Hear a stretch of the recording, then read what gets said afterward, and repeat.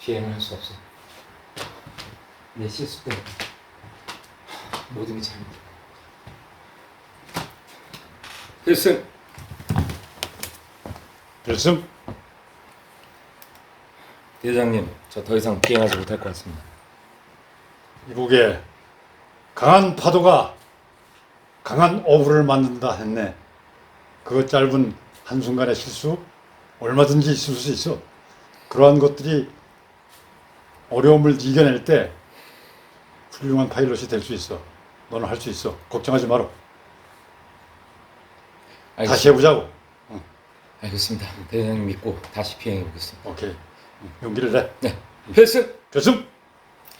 네, 안녕하세요 여러분. 아, 어렵습니다. 다시 군생활로 돌아가는 것만 같아서 마음이 좀 얼어붙는 것 같습니다. 네, 오늘 또 비법 노트 한번 시작해 보겠습니다.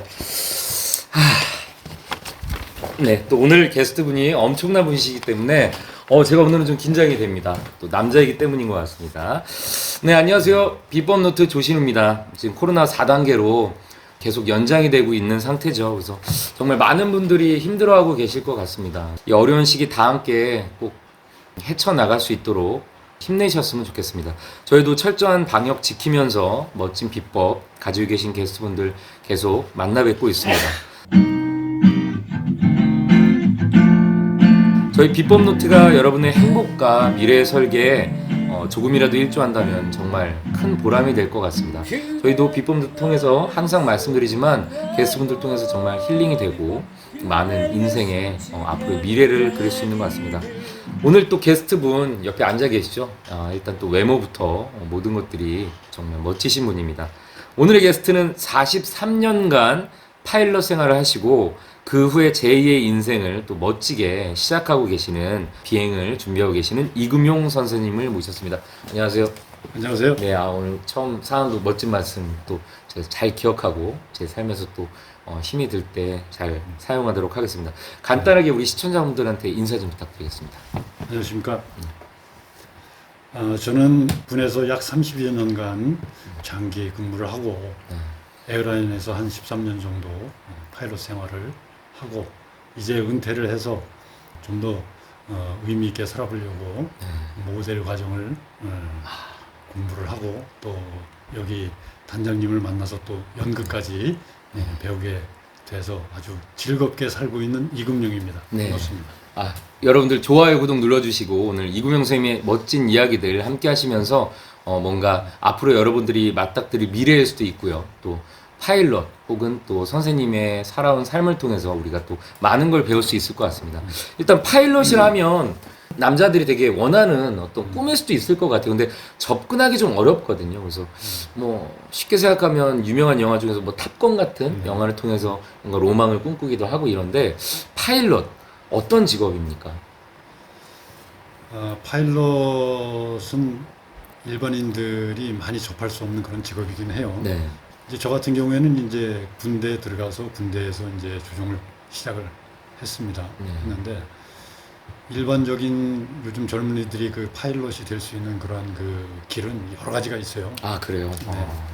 뭐 제일 쉬운 게 그 대학생들이 각 대학에 전국에 아마 한 10여 개 대학이 있을 건데 대학에 운항항공과라고 있어요. 그래서 운항항공과. 조종사들을 길러내는 그런 그 대학이 있는데 네. 거기를 통하는 방법이 하나가 있고 또 하나는 이제 사설 비행 교육원이 있습니다. 네. 그거는 잘 아시겠지만 그 울진의 비행 교육원 이런 게 있는데 그거라든가 서울의 뭐 국제 비행 교육원 뭐 등등 하여튼 그것도 또 여러 개 있어요 국내에.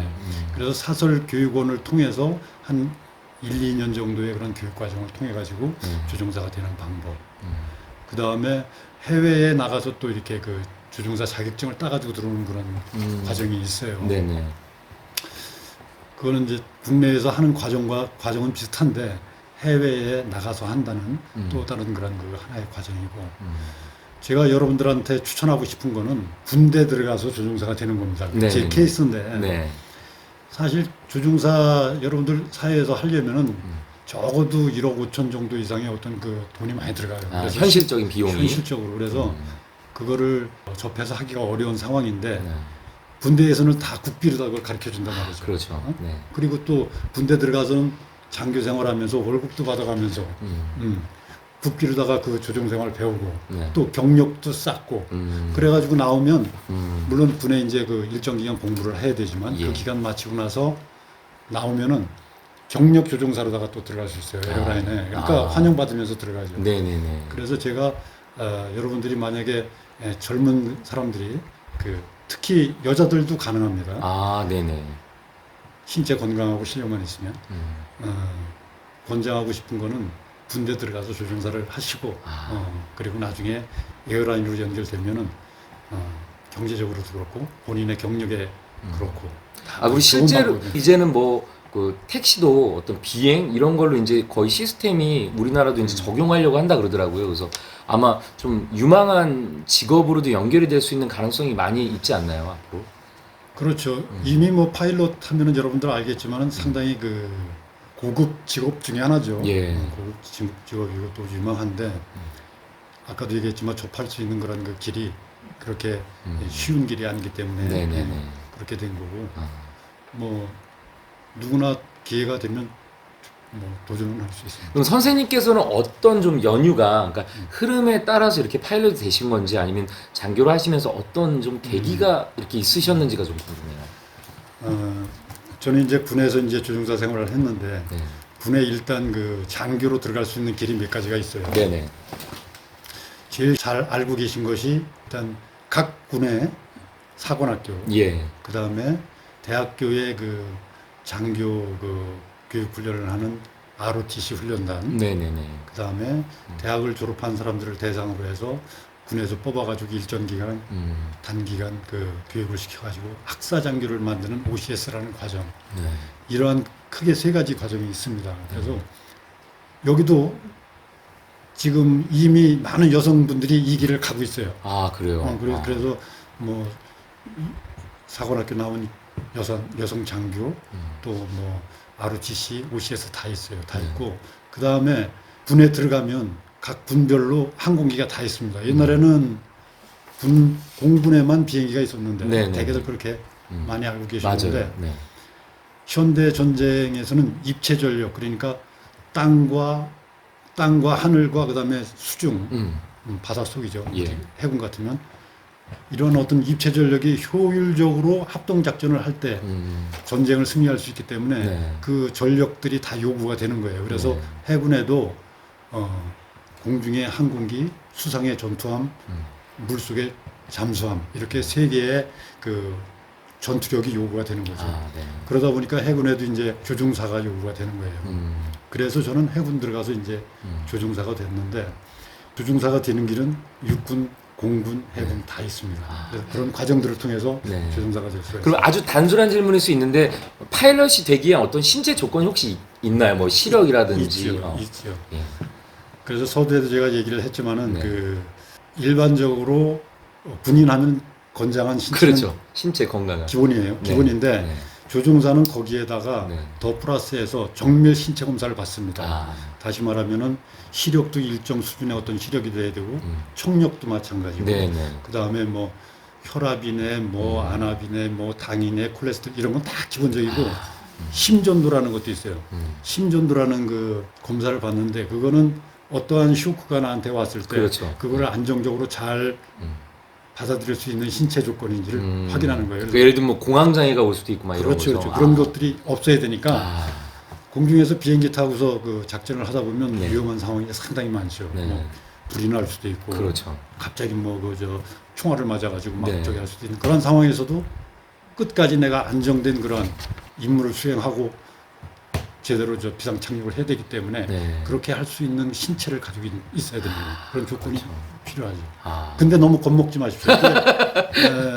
사실 그런 것을 기본으로 깔고 예, 예. 그 신체 검사를 하긴 하는데 네. 대개 다 그 정도 수준은 됩니다. 네, 네, 네. 그러니까 여러분들도 뭐 걱정할 건 도전에는 너무 이렇게 두려워할 필요는 없다. 그렇습니다. 충분히 도전해 보면 그 기준이 그렇게 또 이겨낼 수 있는 수준이다. 그럼 갑자기 또 재미난 예능적인 질문을 하면 그 요즘에 이제 여러 가지 액션 영화나 이런 거 보면 이제 비행기들이 이렇게 밑에서 막 총알을 쏘면 비행기들이 맞으면서도 막 버티잖아요. 근데 실제로 이제 비행기라는 게 여러 가지 뭐 종류들이 있긴 하겠지만 그런 어떤 총알이나 이런 것들에 있어서 어느 정도의 좀 방어력을 가지고 있는 건가요? 방어력이라고 하면은 특별히 그 강하게 막아놓고 한 그런 것은 없어요. 네, 네. 맞으면 맞는 거예요. 아, 맞아. 안 맞아야 되는 것이 그쵸, 최우선이고. 그쵸, 네. 근데 이제 맞아도 네. 이게 치명적인 곳에 안 맞으면 일단은 좀 버틸 수가 있어요. 네, 네. 제일 치명적인 거는 예를 들면은 그 연료가 있는 부분이나 그렇죠. 네. 엔진 부분 이런 데가 이제 맞으면은 아주 치명적이고 그 이외의 부분은 어느 정도 이제 버틸 수는 있는데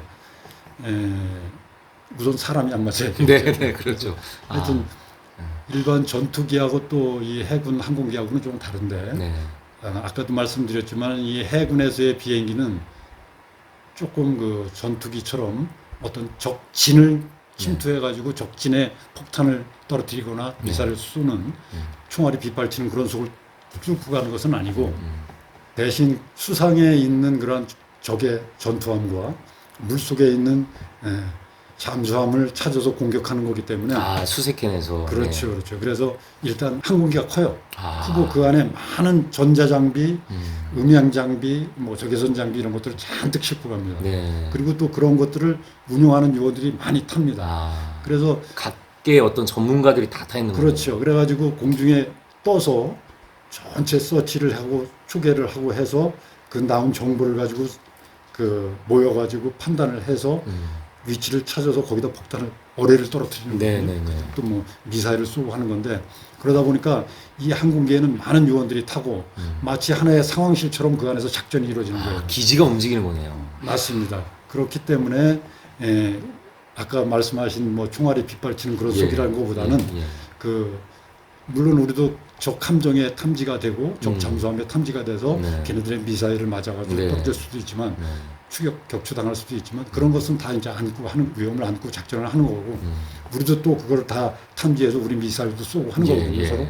근데 어쨌든 그러한 목적의 비행기이기 때문에 네. 좀 다르죠 상황이. 아, 그렇군요.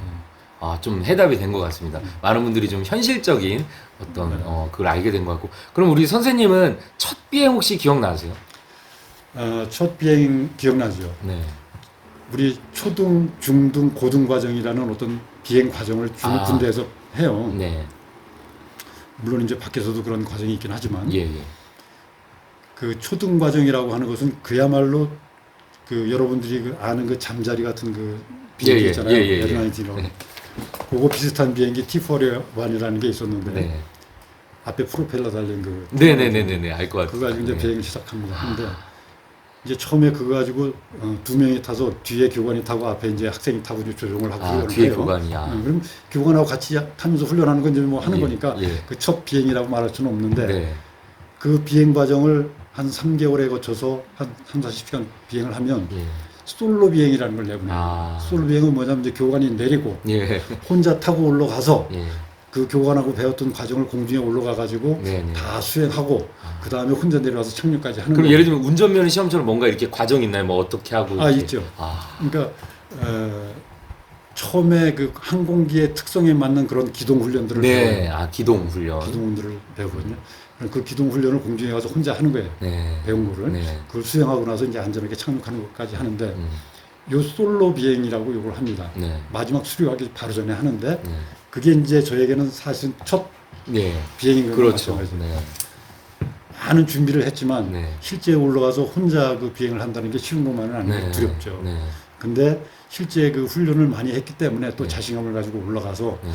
혼자 공중에 딱 올라가 가지고 정말 그 배운 그대로 기동을 다 하면서 말이지 온갖 그 저 밑에 다 보면서 예. 이제 하고 나서 쫙 내려오는데 네. 그 기분은 정말 최고입니다. 아. 이제야 내가 진짜 조종사가 됐구나 하는 그런 그 어떤 성취감이 있어서 굉장히 큰 어떤 그럼. 카타르시스.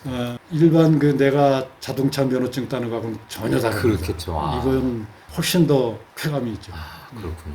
성취감이 있지 도전에 대한. 그럼 또 예능 질문 하나 드리면 이제 탑건 영화 중에서 보면 탐 크루즈가 이제 거꾸로 이렇게 비행을 하잖아요. 거꾸로 비행해서 하는데 그런 기술도 실제로 존재하긴 하죠. 하죠. 아. 그게 그 이제 아까 조금 전에 말씀드린 건 이제 초등 과정이라고 예, 예. 기본 비행기의 어떤 기동 그런 거를 배운 거고 네. 중등 과정에 가면 전투 기동을 합니다. 아. 이제 전투 기동을 하면 아까 얘기한 것 마냥 예, 예. 이제 루프라는 비행이 있어요. 그러니까 내가 루프. 충족을 해서 쭉 가가지고 이렇게 거꾸로 이렇게 한 바퀴 돌아. 예, 한 바퀴 쫙 돌고 이렇게 예. 가는 그런 비행도 있고. 네. 그 다음에 이제 그 배면 비행을 하는 그런 것도 있고. 그 다음에 뭐 에어로놀이라고 그래서 이렇게 가면서 이렇게 한 바퀴 또 360도 도는 것도 있고. 뭐 여러 가지 그런 전투 기동. 예를 들어서 내가 적기하고 마주쳤을 때 적기하고 내가 공중에서 서로 총을 쏘면서 그렇죠. 기총을 쏘면서 이제 그 적기를 내가 잡아야 되는 그런 네. 기동들을 배우는 거예요. 그거를 중등 과정에서 배우죠. 실제 있는 과정입니다. 그러니까 실전에서 어떤 상황이 일어날지 모르기 때문에 여러 가지 어떤 배우죠. 기술들을 그렇군요. 이제 꼬리 문다고 그러는데 꼬리입니다.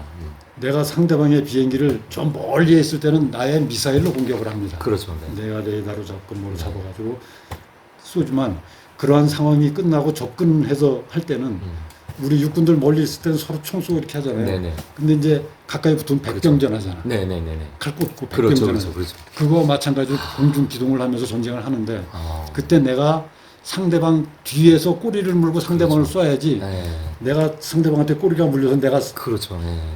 안 되기 때문에 그런 기동 훈련을 다 배우게 돼요. 그렇군요. 그럼 또 궁금한 게 이제 이렇게 뭐 360도 돌거나 이렇게 루프 뭐 이런 과정들을 하면 이 몸에 느껴지는 이런 것들이 엄청난가요? 그게 그러니까 우리가 평상시에 여러분들이 그 받고 있는 중력이 일지예요. 완지. 예. 완지인데 이 기동을 하면 6G까지 6배까지의 그런 압력이 옵니다. 엄청나겠네요. 이게 이제 오랫동안 이렇게 쫙 오면은 네. 블랙아웃이라고 그래가지고 네. 이 피가 아래쪽으로 쫙 쏠리는 바람에 시야가 안 보이고 깜깜해지는 그런 상황까지 오거든요. 그러니까 그게 물론 이제 순간적인 기동이긴 하지만 네네. 그러한 그 압력이 옵니다. 이 기동을 할 때.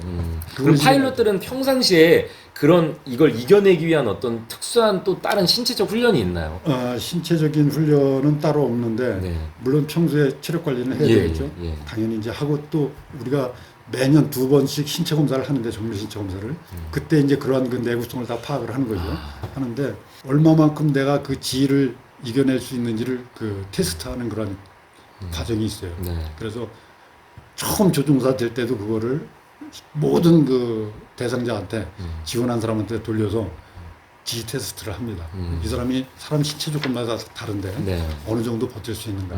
그래서 어느 정도 이상의 그 수준이 돼야 그 사람 비행을 시킵니다. 그렇군요. 그러니까 계속 유지하는 일도 정말 쉽지가 않아요. 근데 얘기를 들어보면 되게 정석적인 삶인 것 같아요. 그럼 선생님은 결혼은 언제 하셨어요?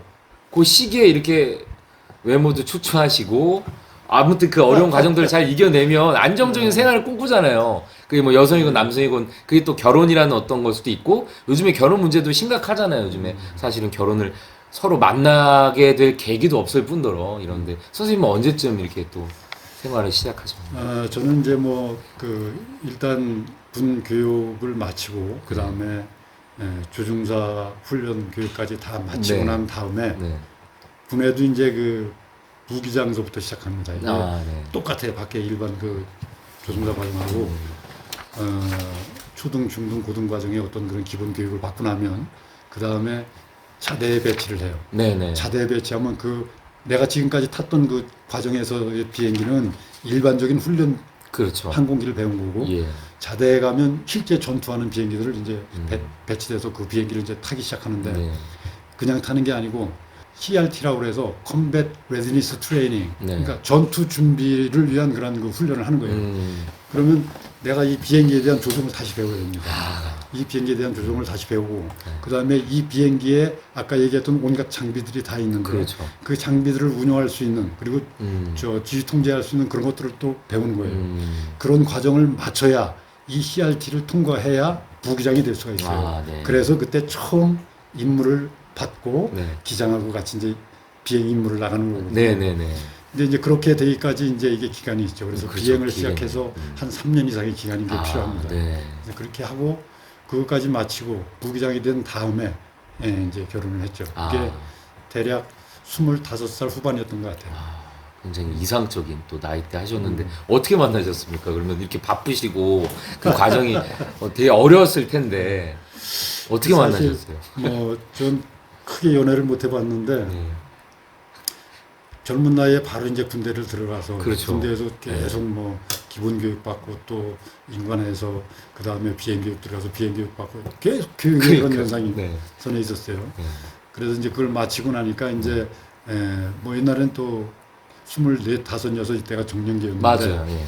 또 부모님들도 그렇고 이제 결혼에 대한 얘기가 있고 하다 보니까 이제 소개를 받아서 결혼을 했습니다. 아, 소개를 받아서 결혼을 했는데 참 인연이라는 게 묘한 것이 초등학교 2년 후배를 만나서 아 그래요. 네. 그러니까 알고 만나신 게 아니라 만나고 나서. 그렇죠. 이제 그 소개를 그 후배가 했어요. 네네네. 해서 또 고향 후배가 소개를 했는데 초등학교 2년 후배를 소개를 해서 만나가지고 또 이렇게 결혼을 하게 됐죠. 그러셨군요. 그러면 이제 보통 그런 얘기들도 좀 있잖아요. 이렇게 이제 군인 생활 하시는 분 와이프들이 좀 사실은 또 초반에는 적응하는 게 쉽지 않을 것 같아요. 그래서 그런 부분에서는 또 어떻게 좀 잘 운용을 또 결혼 생활 하셨는지. 왜냐면 이 파일럿을 꿈꾸고 또 군인 생활을 꿈꾸는 많은 사람들이 그런 부분이 되게 걱정될 것 같거든요. 저도 언젠가 해봤던 것 같고. 사실 그 파일럿은 스스로는 멋지고 그 다음에 그러니까요. 남들 보기에도 참 그야말로 자랑스러운 그런 그 모습이긴 한데 예. 실제 그 부인들은 항상 가슴을 졸이는 그러니까요. 모습이에요. 예. 그래서 이제 오늘 뭐 비행이 있다고 얘기하고 나가서 이제 비행을 남편이 나가게 되면 집에서는 그 비행이 끝나고 집에 올 때까지 뭐 긴장된 그런 생활을 하게 되죠. 근데 이제 군대에서는 비행기 그 사고율이 예. 네네. 중요한 포인트인 것 같습니다. 민간 어떤 이런 항공사의 비행기 사고율보다 훨씬 더 높아요. 왜냐하면 군사 작전을 하는 그런 그렇죠. 비행기이다 네. 보니까 여러 가지 이제 그 어려움이 도사리고 있는데 그러다 보니까 부인들이 비행 나갔을 때 부대로부터 전화가 오는 것을 두려워합니다. 이건 무슨 얘기냐면 부대에서 특별한 일이 없으면 집으로다가 전화가 올 일이 그렇죠. 없어요. 예. 근데 지금까지 쭉 비행 부대에서 사고가 나고 어쩌고 하면은 집에 이제 전화를 해서 알리게 되니까 네. 그런 얘기들을 듣고 다 알고 있는 그런 상황인데 예기치 않은 부대에서부터 오는 전화는 항상 두렵게 그러니까요. 느껴져요. 예. 그 정도로 긴장을 하고 살게 됩니다. 근데 그거는 참 나는 뭐 국가를 위해서 나름 목숨을 내놓고 네. 참 의미 있는 그런 생활을 했다고 생각하지만 집사람은 고생을 많이 했죠. 마음고생하고 가족들한테는 그런 희생이 따르는 것입니다. 그렇죠. 또 그러면 와이프분께서 혹시 그런 얘기를 언젠가 하신 적도 있나요? 그러니까 힘들지만 뭐 이랬다 이런 얘기들도 하시는 시간들이 이렇게 때에 따라 있으셨는지 아니면 있었죠. 아. 비행기의 종류가 여러 가지가 있어요. 그렇죠. 군대에도 예. 뭐 이제 우리가 타는 그런 어떤 대잠선 비행기도 있고 또 병력을 실어나르는 헬기도 있고 뭐 여러 가지 전투기도 있고 있는데 자기 남편이 타는 비행기 소리는 알아요. 부인들이. 그래서 뜰 시간이 됐으면 무앙 하고 그 소리가 나면 뜨는구나 네네네. 하고 이상 없이 잘 소리가 가는구나 하면은 마음이 좀 놓였다가 네네. 또 쫙 해서 들으면 그렇게 그 생활을 했다는 거예요. 그런 얘기를 들으면 참 한편으로 참 짠하죠. 그러나 이제 뭐 남편이 가는 길이기 때문에 같이 또 이렇게 다 감내하면서 가는 거고. 청각이 굉장히 또 발달이 자연스럽게 되실 것 같아요. 아까 또 그 조건에 대해서 얘기를 했지만 참 그런 것 같습니다. 그래서 멋진 삶을 사신 것 아니 같고. 멋진 얘기만 하려고 그랬는데 네. 오늘 이런 어떤 애환을 얘기하게 또 되니까 요즘 타이밍상 잠깐이지만 우리 한 말씀 이렇게 하고 싶은 얘기가 있으시면 집에 계신 우리 여사님께 한마디 간단하게. 항상 쑥스러운 시간이야. 요쪽 하라고. 그러니까요. 이럴 때 아니면 또 특별히 시간이 안 나시니까.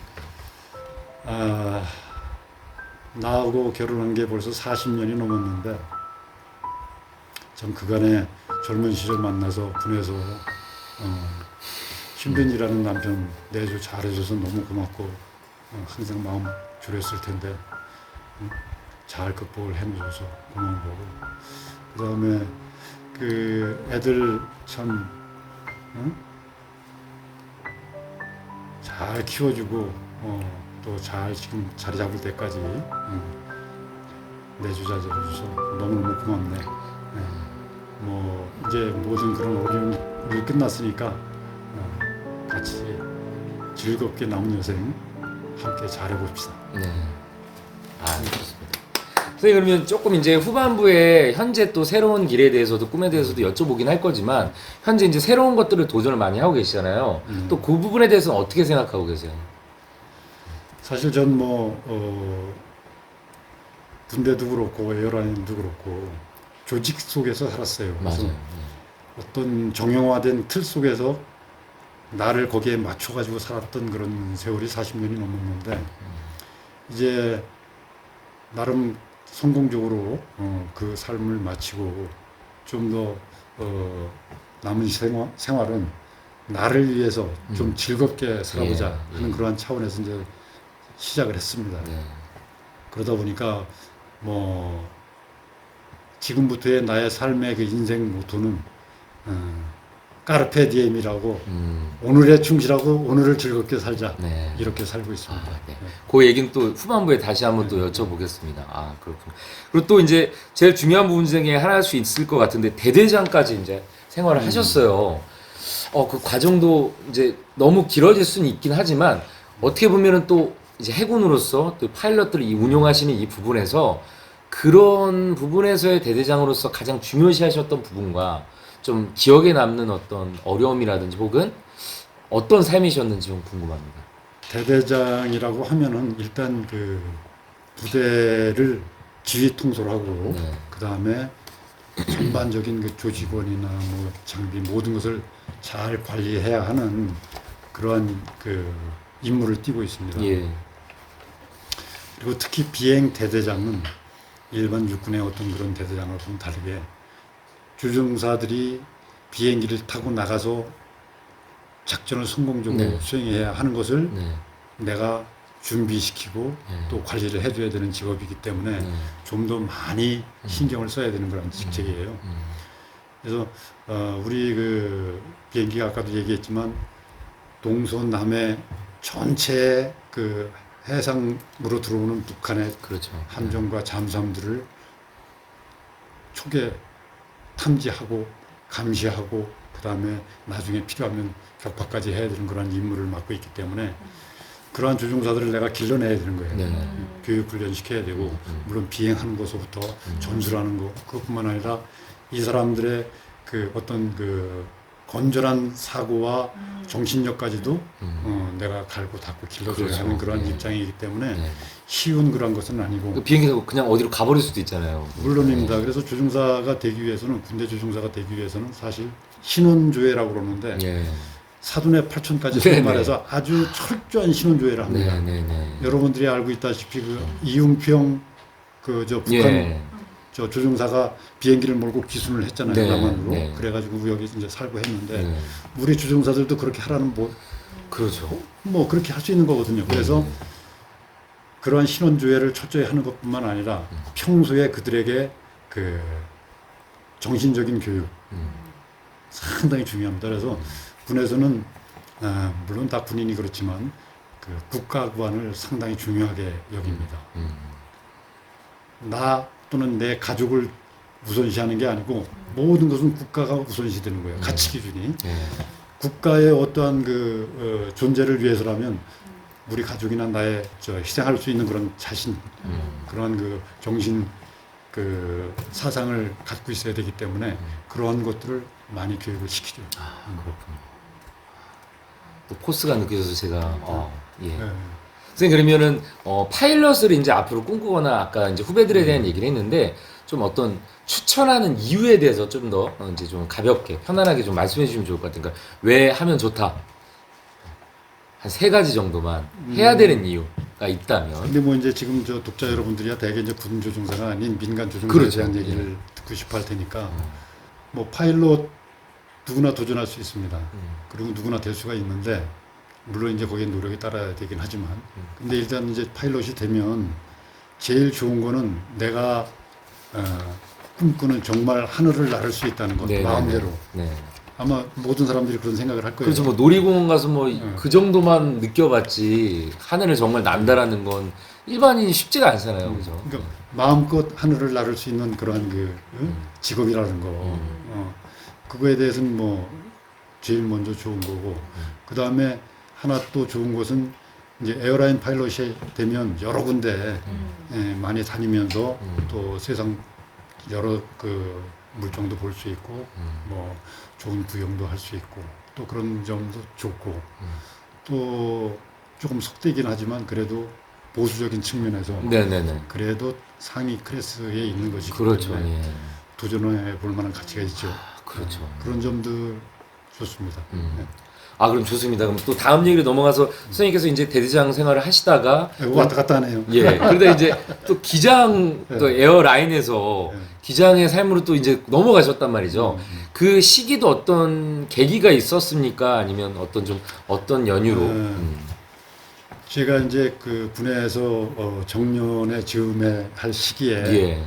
우리나라뿐만 아니라 전 세계적으로 항공기에 대한 그러니까 항공 그 이동 인구, 여행 인구, 뭐 물자 수송 인구 이러한 것들의 어떤 수요가 폭발적으로 늘어나면서 항공사들이 막 생기기 시작했어요. 네네네.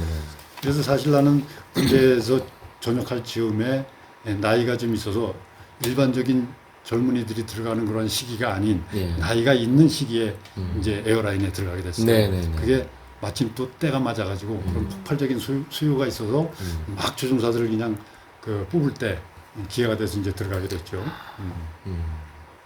저에게는 행운이었죠.